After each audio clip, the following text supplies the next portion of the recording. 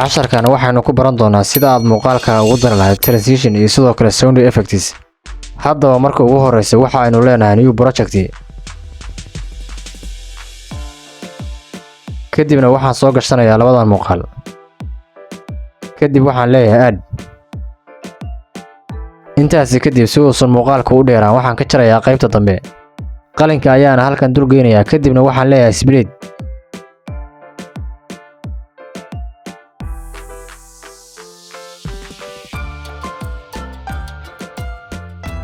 mar kale waxaan leeyahay overlay kadibna waxaan dhahayaa add overlay.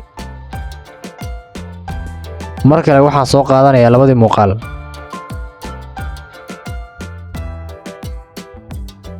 sidoo kale mar kale ayaan ka jarayaa qaybaha dambe.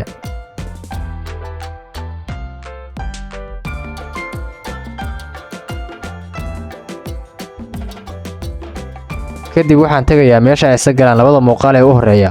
kadib waxaan dooranayaa animation. halkan ayaana ka dooran kartaa animationka aad rabto. balse hadda midkaan ayaynu doorananaa.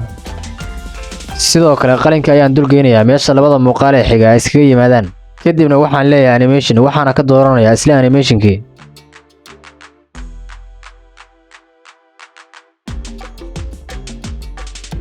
haddaba aynu play dhahno si aynu u aragno sida uu ku soo baxay. marka aynu u samayno animation meelaha ay isa galaan muuqaaladeenu kadib waxaynu u baahannahay inaynu saarno sound effects. haddaba qalinka waxaynu dul geynaynaa meesha ay isa galaan labada muuqaal ee u horeeya. kadibna waxaynu leenahay audio waxaana kasii tegaynaa sound effects. kadib halkan ayaad ka dooran kartaa sound effectiga aad rabto.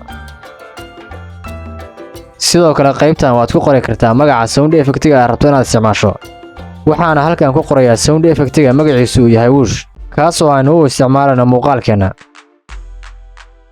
kadibna waxaan dooranayaa sound effectigan. intaasi kadib sound effectiga ayaynu ka jaranaa qaybta dambe. intaasi kadib waxaan select garanayaa sound effectiga waxaana tegaynaa duplicate. kadib marka aynu koobiyeyno sound effectiga waxaan geenaynaa meesha ay isa galaan labada muuqaal ee xiga. mar kale ayaynu select garanaynaa sound effectiga waxaana leenahay duplicate. waxaana geenaynaa meesha ay isa galaan labada muuqaal ee xiga. kadib marka aynu dhammayno waxaynu fiirinaynaa sida uu ku soo baxay muuqaalkeena.